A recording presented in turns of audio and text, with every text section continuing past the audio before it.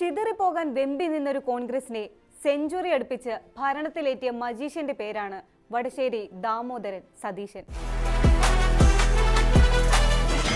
2021 തെരഞ്ഞെടുപ്പിൽ കേവലം 21 സീറ്റിലേക്ക് ചുരുങ്ങി പാർട്ടി തകർച്ചയുടെ പടുകുഴിയിലേക്ക് വീണുകൊണ്ടിരിക്കുമ്പോഴാണ് വി.ഡി. സതീശൻ പ്രതിപക്ഷ നേതൃസ്ഥാനം സധൈര്യം ഏറ്റെടുക്കുന്നത്. കോൺഗ്രസിന്റെയും UDF-ന്റെയും ഐതിഹാസിക തിരിച്ചുവരവാണ് ലക്ഷ്യമെന്നായിരുന്നു സ്ഥാനം ഏറ്റെടുത്ത ശേഷം സതീശൻ അണികൾക്ക് നൽകിയ വാക്ക്. ഇപ്പോഴിതാ 5 വർഷം മുൻപ് നൽകിയ ആ വാക്ക് അയാൾ പാലിച്ചിരിക്കുന്നു. അയാളുടെ കർത്തവ്യം അയാൾ അതിമനോഹരമായി തന്നെ പൂർത്തിയാക്കിയിരിക്കുന്നു. ആത്മവിശ്വാസത്തിന്റെയും ചിട്ടയായ പ്രവർത്തന ശൈലിയുടെയും മൂർത്തി രൂപമാണ് വി.ഡി. എന്ന മനുഷ്യൻ. അക്ഷോഭ്യമായ അയാൾ ഓരോ പ്രതിസന്ധിയെയും തരണം ചെയ്തു. കണക്കുകൂട്ടൽ ഒരിടത്തും പിഴച്ചില്ല. തെരഞ്ഞെടുപ്പ് വേളകളിൽ നടത്തിയ പ്രവചനങ്ങൾ അത്രയും അച്ചട്ട്. കഴിഞ്ഞ 5 വർഷത്തിനിടെ ലോക്സഭയിലേക്കും നിയമസഭയിലേക്കും തദ്ദേശ സ്ഥാപനങ്ങളിലേക്കുമുള്ള തെരഞ്ഞെടുപ്പുകളിലും 4 ഉപതെരഞ്ഞെടുപ്പുകളിലും സതീശൻ കോൺഗ്രസിനെ നയിച്ചു.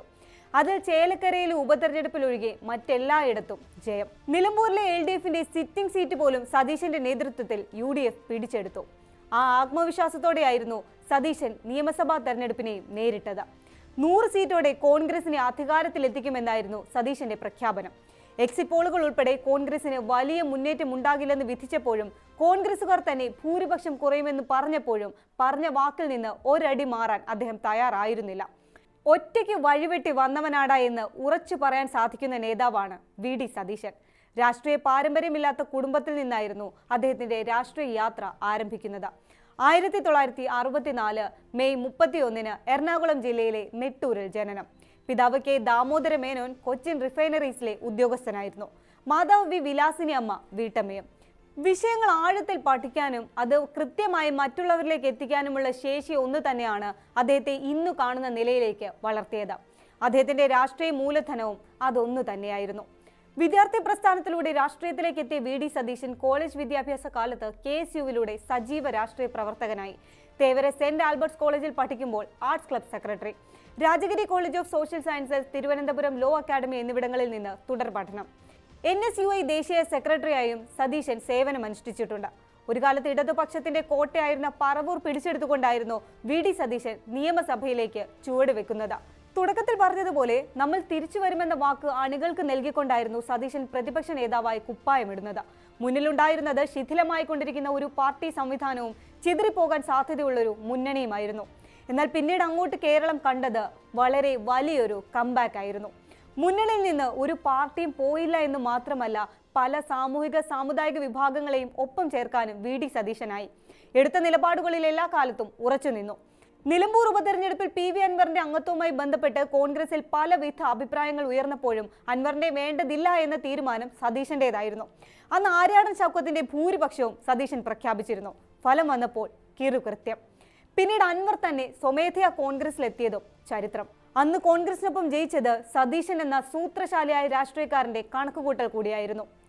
തൃക്കാക്കരയിലും പുതുപ്പള്ളിയിലും പാലക്കാടും സതീശന്റെ കണക്കുകൂട്ടലുകളിലെ കൃത്യത കേരളം കാണുകയായിരുന്നു. തദ്ദേശ തെരഞ്ഞെടുപ്പിലും സതീശൻ എല്ലാവരെയും ഞെട്ടിച്ചു.